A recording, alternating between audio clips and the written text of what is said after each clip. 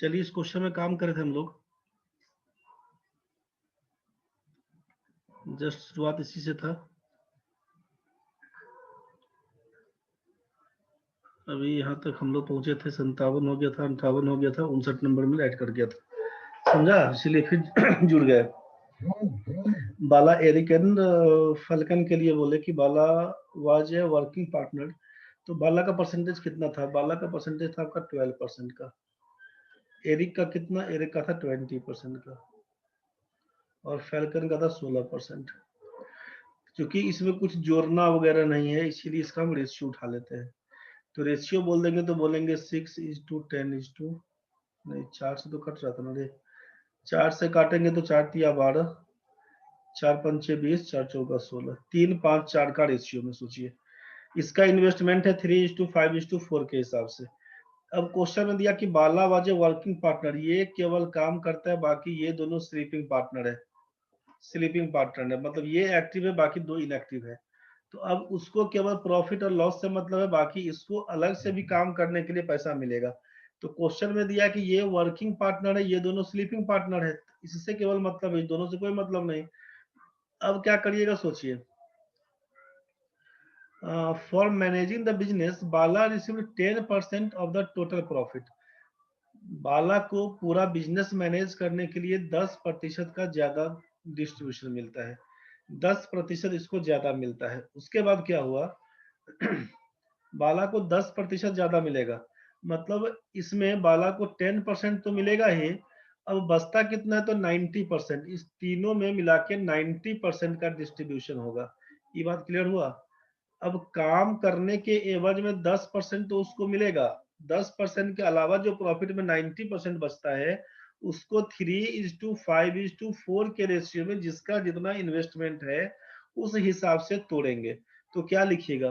5 4 9 3 12, 12 ratio का मान आप लिखिएगा 90%, 12 रेशियो का मान लिखिएगा आप 90%, तो एक रेशियो का मान कितना? तो 90 बाई लिखना पड़ेगा 12, 12 सत्ते 84 और 12 पंचे 60, 7.5, एक रेशियो का मान 7.5%। तो 3 रेशियो का मान कितना? इसको 12 10% तो पहले से मिला हुआ था, अब साथ में कितना मिलेगा? तो एक रेशियो का मान है 7.5%, तो इसका मतलब 3 रेशियो का मान 7 या 22.5% मिलेगा, मतलब कुल मिला के बाला को मिलेगा 32.5%। ये सोचिए 32.5%। एरिक को कितना? एक रेशियो का मान 7.5, 5 रेशियो का मान 37.5, एक रेशियो का मान 7.5, 4 का मान 15 दूना 30, समझ गया ना? तो 32.5 और 37.5 मिला के 70 और 30 मिला के 100, तो 100% का कैसे डिस्ट्रीब्यूशन हुआ? क्लियर हो गया। अब हमसे पूछा यहाँ पे कि find the difference between the shares of Bala and falcon, तो बाला को मिलता है 32.5% और फाल्कन को मिलता है 30%। तो if the profit at the end of the year was 23,400, तो टोटल प्रॉफिट कितना है? प्रॉफिट आपका है 23,400, दोनों के बीच का अंतर कितना? तो भाई 32.5 और 30 के बीच में 2.5% का अंतर है, 2.5% ऑफ 23400, यही ना बोलिएगा। अब जरा सोचिए कि 2.5% बोला है, तो 10% का मतलब तो हो जाएगा कितना? 200, 2340, 10%, 5% का मतलब है कि इसका आधा करिएगा, मतलब 1170, 2.5% का मतलब इसका आधा करिएगा 585, 585, 585 मतलब तीसरा नंबर ऑप्शन पकड़ लीजिएगा। नहीं पूरा डिटेल्स ही काटने का मन तो काट देना ना रे भाई। 25 बट्टा उसको परसेंटेज का मतलब 100, पॉइंट हटाएंगे, वो जीरो और लिखेंगे, यहाँ पर लिखेंगे 23400, इसी को काट लेना भाई, 2 जीरो से इसका 2 जीरो कटेगा, 5 दूना 10, 5 से काटेंगे तो 5, 2 से काटेंगे तो 117, गुना कर दीजिएगा, 17×5=85, 585 रुपया इसका आंसर बताइएगा। बस तीसरा नंबर ऑप्शन। हम बोले कि 10% का मान 2340, 5% का मान बनेगा 1170, 2.5% का मान बनेगा 585, जैसा आपको समझ में आंसर कर दीजिएगा। समझ में आ गया होगा भाई। नेक्स्ट क्वेश्चन देखते हैं हम लोग। 160 नंबर में क्या है कि what was the average investment of Eric, Chiku and Anirudh in the business. Eric, Chiku और अनिरुद्ध इन द बिजनेस, तो सोचिए कि इसका परसेंटेज कितना कितना, एरिक का दिया हुआ था आपका 20%, चीकू का दिया हुआ था आपका 18%, और अनिरुद्ध का दिया हुआ था आपका 20%। तो अगर रेशियो को छोटा कर लेते हैं तो लिखिएगा 10:9:10 का रेशियो, 10:9:10 का रेशियो पर कर लेते हैं, ठीक है। पूछा इसका पूछा आपसे कि एवरेज क्या होगा, तो एवरेज बराबर जानते हैं सम बाई नंबर होता है। तो सम का मतलब कितना, 10 10 20 9 29/3 बोल दीजिएगा, 29/3 के हिसाब से। तो 29/3% किसका, तो ऑफ 45,000, 45,000 में कर दीजिएगा इसी को, एवरेज बोला है ना, ठीक है। परसेंटेज का मतलब डबल जीरो कैंसिल, 3 से काटिएगा तो 150 कटेगा, जीरो लिखिएगा, 15 नमा 135 ना, 13 बनेगा, 15 दूना 30 और 13 43, 4350। इसका चूंकि हाफ कर दिए थे इसलिए यहाँ पर 20 का 10 किए थे ना भाई, ओरिजिनल तो 20 18 20 था, इसी को कर देंगे हम लोग, 2 से गुना हाफ किए थे तो 43 दूना 86 8700 रुपया, यही आपका पहला।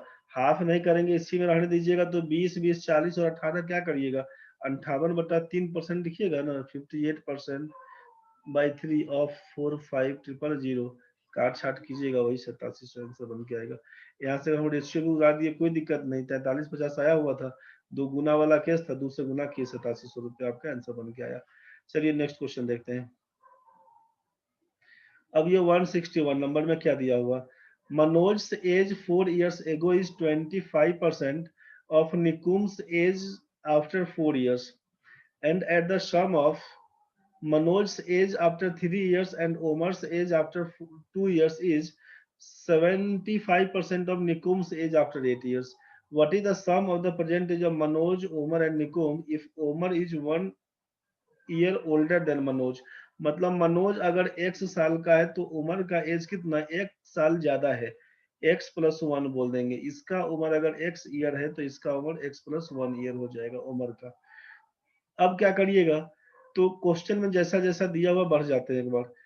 अब इसको लिखते हैं कि अकॉर्डिंग टू क्वेश्चन, मनोज से एज 4 years एगो, मनोज का उम्र 4 साल पहले, मतलब x - 4 is 25% of Nikum's age after 4 years, 4 साल के बाद का जो निकुम का एज होगा, निकुम का एज में 4 साल के बाद n + 4 कितना, तो मनोज एज 4 years एगो, 4 साल पहले x - 4 इज 25% ऑफ, 25% का मतलब 1/4 of Nikum's as 4 years after वाला है, तो n + 4 कर दी। इसी को जरा सॉल्व कर दीजिएगा तो क्या होगा, क्रॉस मल्टीप्लाई 4x - 16 बराबर कर देंगे निकुंभ + 4, यही से कर दीजिएगा निकुंभ का एज कितना, तो 4x - 20।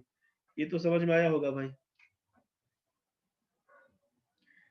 ये हम लोग माइनस +4 है, लेफ्ट साइड जाएगा -4 बन जाएगा, तो 16 4 20, निकुंभ का एज बन के आया 4x - 20 ईयर्स, उमर का बन के आया है x ईयर, इसका बन के आया है, मनोज का बन के आया x, उमर का x + 1, निकुम का बन के आया है 4x - 20 ईयर्स।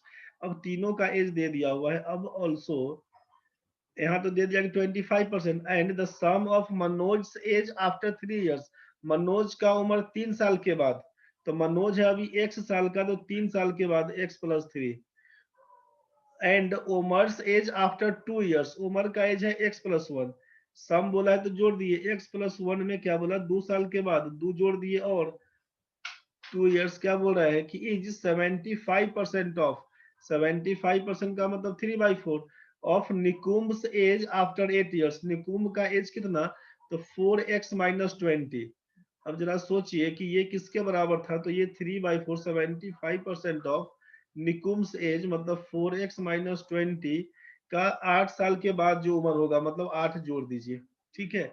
इसी को जब सॉल्व करेंगे तो क्या लिखिएगा, आप बोलिएगा कि x + 3 + x + 1 + 2 मतलब 2x + 6 इंटू क्रॉस मल्टीप्लाई करेंगे तो 4 बराबर 3 इंटू क्या कर दीजिएगा, तो 4x - 12, इसी को क्रॉस मल्टीप्लाई कर दीजिएगा, 8x + 24 बराबर लिखिएगा 12x - 36, इसी को साथ में कर देंगे तो 12x - 8x करेंगे तो 12x माइनस 8x लिख दीजिएगा यहाँ पर, 4x बराबर 24 में 36 जोड़ेंगे तो हो जाएगा 60, x का मान लिखिएगा 15।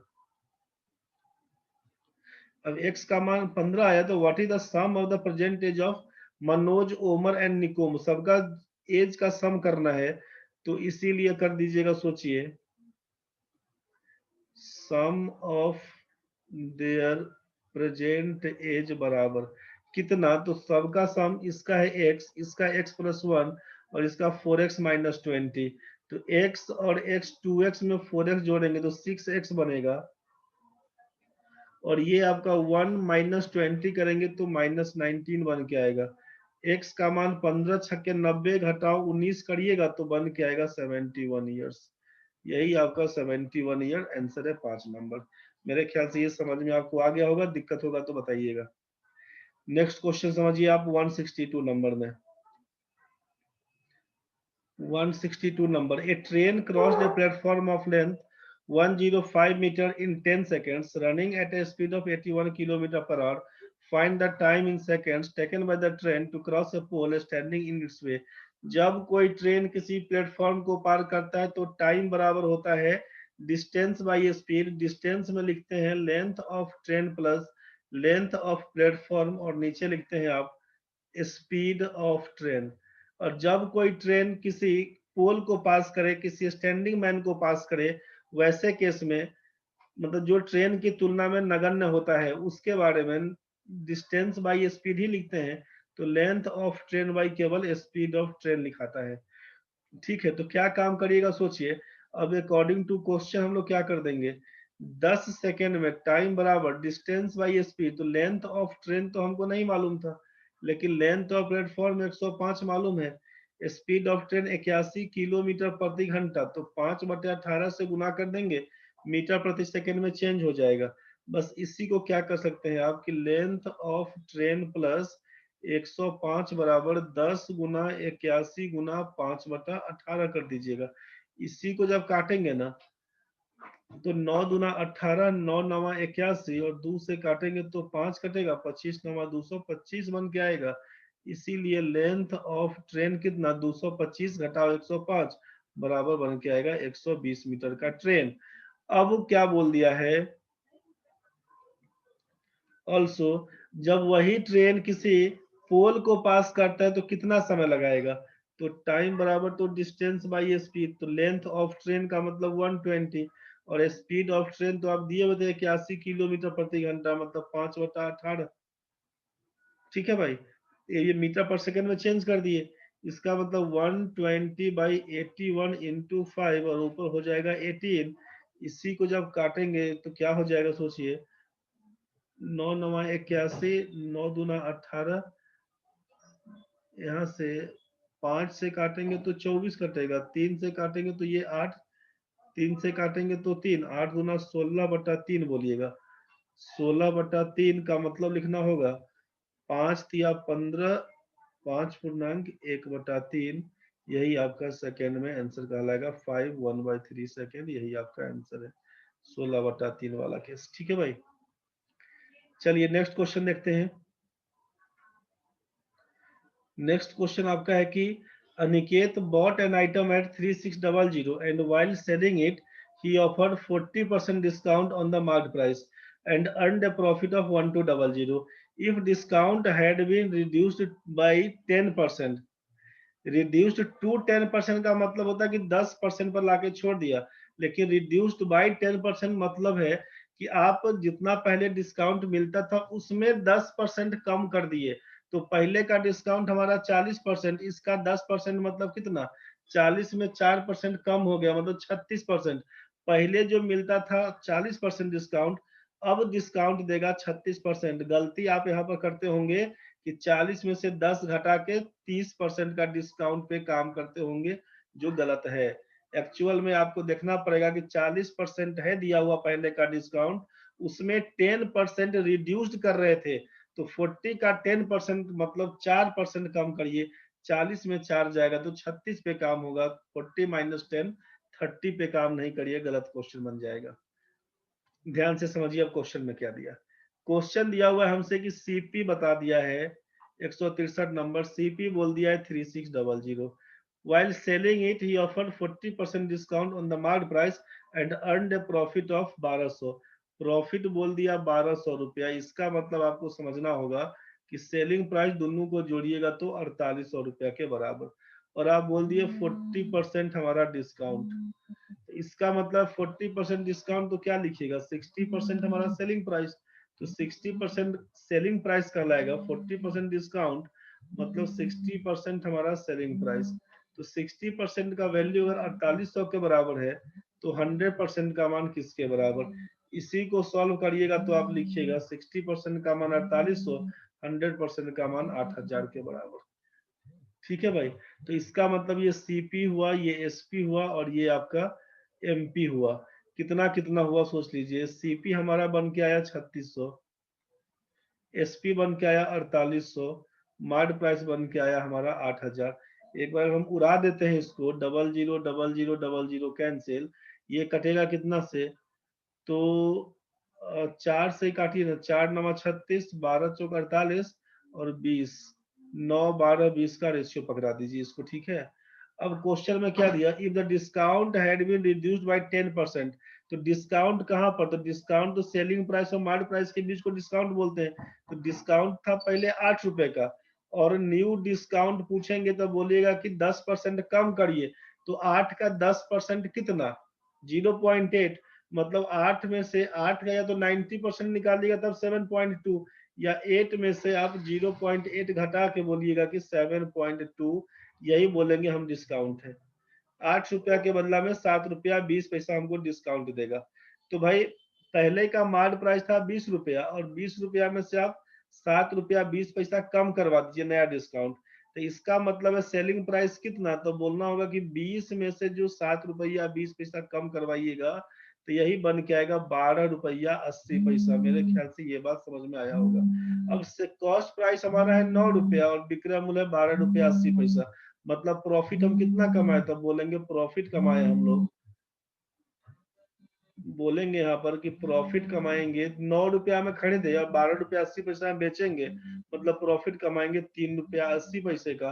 परसेंटेज प्रॉफिट कितना, तो 3 रुपया 80 पैसा डिवाइडेड बाई 9 इंटू बोलेंगे 100%। इसी को काट छाट करिएगा ना, तो 380 में 9 से भाग करिएगा, 380 में 9 से भाग, 9 चौके 36 लिखिएगा, 20 9 दूना 18 लिखिएगा, यही 2.42.22 दूसरा नंबर ऑप्शन आते जाएगा। आपका मन यही 3600 4800 8000 रखे रहिए, कोई दिक्कत नहीं। काट दिए 9 12 20, हमको समझ में आ कि 8 रुपए का डिस्काउंट 10% और कम करेगा, 9 थे 72, 7 रुपया 20 पैसा छूट देगा। तो 20 रुपया दाम रखा था, 7 रुपया 20 पैसा छूट कर दिया, मतलब 12 रुपया 80 पैसा में बेच लेगा। 9 रुपए का सामान 12.80 में बिकता है, 3 रुपया 80 पैसे का प्रॉफिट, कितना परसेंटेज हुआ, 3.8 बाई 9 इंटू 100%, काट छाट करेंगे 42.22%। यही आपका आंसर बन के आएगा। मेरे ख्याल से समझ में आपको आ गया होगा। दिक्कत होगा वापस करके वीडियो देखिएगा, फिर भी नहीं बुझाएगा तो नंबर दिया हुआ है, कॉल करिएगा, हम समझा देंगे। किसी भी बच्चे को अगर दिक्कत हो बोल देना रे भाई। अब ये 164 490 रुपया was the interest received by Ashu when she invested a sum of money at 8% per annum at simple interest for 2.5 साल। If it is given that Abhinav invested double of what Ashu invested at 2% per annum higher rate of interest compounded annually for 2 years, then the amount received by Abhinav was। Question में दिया हुआ कि 490 रुपया ब्याज था आशु को, जितना पैसा वो इन्वेस्ट किया हुआ था 8% के हिसाब से 2.5 साल में। तो हम जानते हैं कि प्रिंसिपल बराबर क्या होता है, S I into 100 by rate into time कर दीजिएगा। यहाँ पे सोचिए कि सिंपल इंटरेस्ट आप 490 बता दिए, 100 बता दिए, रेट कितना था आपका 8%, टाइम कितना था 2.5 साल, मतलब 5/2, तो 5 जाएगा नीचे और ये 2 चल जाएगा ऊपर। अब इसी को उड़ाइएगा, सोचिए तो 8 2 से काटिएगा तो 4, और 4 पंचे 20, 20 पंचे 100 कर दीजिएगा, 49 पंचे हो जाएगा 245 ना, 245, 2450 रुपया हमारा बन के आएगा प्रिंसिपल। अब प्रिंसिपल बन के आया 2450, सोचिए। और आप बोल रहे हैं कि 2% ज्यादा रेट, मतलब रेट था पहले 8%, अब 2% बढ़ा के बोलेंगे, मतलब 10% रेट बोलेंगे, रेट बोल देंगे आप 10% का। टाइम कितना तो बोल रहे हैं 2 साल के लिए। अब टाइम बोल दिया आप यहाँ पे 2 साल के लिए, और अभिनव इन्वेस्ट डबल ऑफ व्हाट, तो अब इसके लिए प्रिंसिपल कितना, तो इसका डबल 2450 का 2 गुना, तो 24 गुना 48 से 4900 रुपया रखिएगा प्रिंसिपल। क्वेश्चन में यही दिया था ना कि आंसू जितना इन्वेस्ट किया उसका 2 गुना ये करेगा इन्वेस्ट। क्या नाम इसका था भाई, इसका अभिनव, अभिनव करेगा इसका 2 गुना। तो ये 4900 रुपया 2 साल के लिए 10% के हिसाब से कंपाउंडेड एनुअली। तो क्या लिखेंगे सोचिए कि 10% का, तो 10% के हिसाब से बात करेंगे तो 10% का तो 21% बोल देंगे new rate. 10 plus 10, 10 plus 10 plus 10 into 10/100, इसी को तोड़िएगा तो 21%। तो 121% ऑफ 4900 निकाल दीजिए, आंसर पकड़ लेगा। समझ रहे हैं ना। पूछा हमसे कि अमाउंट क्या होगा, तो अमाउंट हम क्या लिखेंगे, 2 साल के लिए 4900 रुपए का 10% मतलब 110/100 गुना 110/100, इसी को तोड़ लीजिए। तो अब आप डबल जीरो से ये डबल जीरो कैंसिल, इसका डबल जीरो से ये डबल जीरो कैंसिल, 49 में 11 से गुना करिएगा तो क्या लिखिएगा, 9 4 13 का 3 कैरी 1 4 1 5, 539, और फिर 539 में 11 से गुना करिएगा 539 में, तो इसको क्या लिखिएगा, इसको जोड़ लीजिएगा तो लिखिएगा 9 3 12 का 2, 53 5 58 59, 5929, यही आपका आंसर बनेगा। दूसरा नंबर पकड़ा दीजिए, ऑप्शन नंबर 2। समझ रहे ना। ये अमाउंट चूंकि पूछा गया है भाई, तो 10% का मतलब है, वैसे भी बताए थे आपको कंपाउंड इंटरेस्ट निकालने के लिए new rate percent into principal करने, तो भाई 10% है 2 साल के लिए 2r.r² याद करवाए थे क्लास में। 10 का स्क्वायर करेंगे तो 100 बनेगा, डबल जीरो लिखेंगे, 10 कैरी, 10 दुना 20 एक 21, तो 21% इंटरेस्ट मिलेगा, अमाउंट होगा 121। सीधे लिख देते हैं आप 4900 का 121%, यही आपका आंसर हो जाता भाई 5929। बाकी ये डिटेल्स भी समझ में आ रहा होगा। नेक्स्ट क्वेश्चन समझिए, 165 नंबर क्वेश्चन क्या दिया हुआ था, Afreen can finish A job in 20 days. Afreen किसी काम को 20 दिन में कर सकती है। Ritika and Suman can finish the same job in 10 days. Ritika और सुमन मिलकर किसी काम को 10 दिन में पूरा कर लिया। If the ratio of the efficiency of Ritika to that of Suman is 1:3। अब देखिए यहाँ पे अलग अलग कहानी हो गया, तो हम लोग ऐसा कर लेते हैं, इसको यहाँ पे रितिका को ले लेते हैं सुमन का, इफिशियंसी बोल दिया 1:3, मतलब इफिशियंसी लिखाता है बीच में, और आप जानते हैं कि इफिशियंसी और टाइम उल्टा चलता है। ज्यादा इफिशियंसी से काम करेंगे समय कम लगेगा, कम इफिशियंसी से काम करेंगे समय ज्यादा लगेगा। तो इफिशियंसी का रेशियो अगर 1:3, तो time taken by both individually, तो ये आपका 3:1 हो जाएगा। तो 3 और 1 का एलसीएम के हिसाब से बात करेंगे तो 3। तो क्वेश्चन में अगर हम बात करते हैं कि इफिशियंसी का रेशियो 1:3 और ये टाइम टेकन का रेशियो 3:1, तो 3 और 1 का एलसीएम पकड़ेंगे 3, दोनों मिलकर कितना दिन में करेगा, तो रेशियो के हिसाब से तो 3/4 डे चाहिए। तो 3/4 रेशियो का मान आप बोले कि एक्चुअल में 10 दिन में काम पूरा कर देता है दोनों मिलकर। तो 3/4 रेशियो का मान अगर 10 डेज बोलते हैं तो 1 रेशियो बराबर कितना, तो बोलेंगे 40/3 दिन। ये बात आपको समझना होगा। अब यहाँ पर है इसका आर और एस का, रितिका और सुमन, तो यहाँ से बोल देंगे रितिका और सुमन कितना कितना दिन, एक रेशियो का मान 40/3, तो 3 रेशियो का मान 40 दिन लिखना होगा। सुमन के लिए एक रेशियो का मतलब है 40/3 दिन। अब आप यहीं से सोचिए कि इसका अगर एलसीएम पकड़ लेते हैं 20 40 40/3, तो केवल 40 बन के आएगा। यहाँ पर लिखेंगे 2, यहाँ पर लिखेंगे 1, यहाँ पर लिखेंगे 3। आपसे पूछा कि तीनों मिलकर उस काम को कितना दिन में कर लेगा, तो ऑल 3 क्या होगा, तो रिक्वायर्ड नंबर ऑफ डेज बराबर टोटल वर्क था आपका 40, इफिशियंसी होगा 2 1 3 3 3 6, 40/6 का मतलब 20/3 लिखिएगा, 6.2/3 दिन। यही आपका प्रॉपर आंसर बन के आएगा, ऑप्शन नंबर 4। बात समझ में आ गया होगा भाई, चेक करके देख लेना। नेक्स्ट क्वेश्चन आपका है 166 नंबर में, क्वेश्चन क्या था चलिए देख लेते हैं एक बार। The curved surface area of a cylinder is equal to the curved surface area of a cone. If the radius of both are equal and the radius of the cone is twice its height, find the ratio of the height of the cylinder to that of the cone. Question में 166 number दिया हुआ, the curve surface area पे cylinder दिया हुआ। अब cylinder का एक photo बना लीजिए ना, सिलेंडर एक फोटो बना लीजिए और एक कोन का फोटो बना लीजिए, ये कोन का फोटो बना लीजिए। अब समझिए इस चीज में, the curve surface area of a cylinder is equal to the curve surface area of a cone. अब इसका रेडियस को अगर r मानते हैं, इसके अगर ऊंचाई को हम लोग h मानते हैं, तो curve surface area of a cylinder बनता है 2 पाई आर एच। ये बनता है 2 pi R H, curve surface area of a cylinder. And ये इक्वल बोला है, जबकि इसका होता है pi R L. Curve surface area of a cone होता है पाई आर एल। तो पाई आर एल का मतलब ये आइटम तो आपका आर है, इसको एल बोलते हैं, ये एच है, तो इसको एच वन पकड़ लेते हैं। और if the radius of both are equal, दोनों का रेडियस ठीक है, यहाँ पर नहीं तो आर आर वन मानना पड़ता, लेकिन जब दोनों का रेडियस बराबर है तो आर ही रहने देते हैं। अब आपसे बोला कि the curve surface area of a cylinder is equal to the curve surface area of a cone, मतलब दोनों का ये कर्व सरफेस एरिया बोल दिया बराबर है। तो क्या लिखना पड़ेगा, जब क्वेश्चन में बोल दिया बराबर है तो लिखिए आपकी 2 पाई आर एच बराबर पाई आर एल। तो यही से क्या कर दीजिएगा, तो आप बोलिएगा यहाँ पर कि आर पाई आर से पाई आर कैंसिल, मतलब 2h बराबर एल बोलिएगा यहाँ तो ठीक है भाई। और if the radius of both are equal and the radius of the cone is twice its height, radius of cone, cone के बारे में बोला कि रेडियस आर आपका जो है r is twice its height, 2h1 के बराबर है, आर बराबर 2h1, ठीक है। तो आर बराबर 2h1, तो find the ratio the height of the cylinder to that of the cone, मतलब h is to h1। Question में क्या पूछा आपसे कि h बाई h1 का वैल्यू बताइए क्या होगा, h बाई h1 का मान।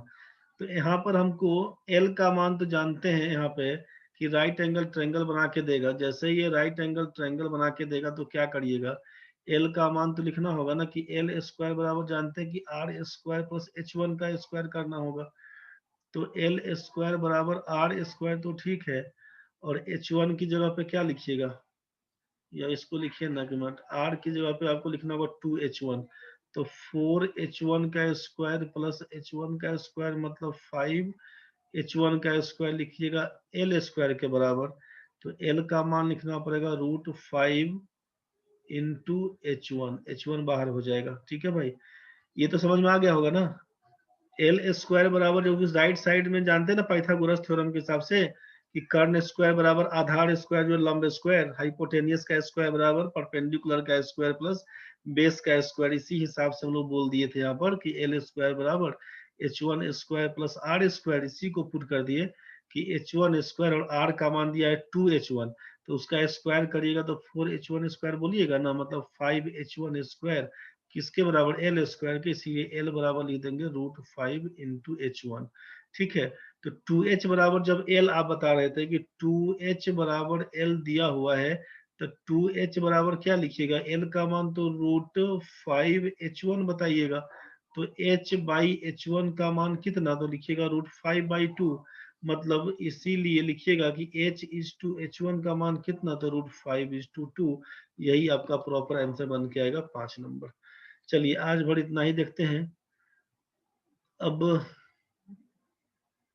ये DI को फिर नेक्स्ट क्लास में करेंगे अभी, ठीक है। अभी तक इतना ही रहने दीजिए। 166 नंबर ढंग से समझ लीजिएगा, दिक्कत बनेगा बताइएगा, 65 समझिएगा, 64 समझिएगा, 63 समझिएगा, 62 समझिएगा, 61 समझ लीजिएगा। अब ये 155 से 160 तक जो भी डिस्कस किए एक बार सबको देख लीजिएगा, जो भी समस्या बनेगा बताइएगा भाई, ठीक है। नेक्स्ट क्लास में कर देंगे, अभी क्लास का थोड़ा लोड बढ़ गया है इसलिए थोड़ा टाइम नहीं मिलता है, ऑफलाइन खुल गया था ना इसीलिए। चलिए थैंक यू वेरी मच भाई।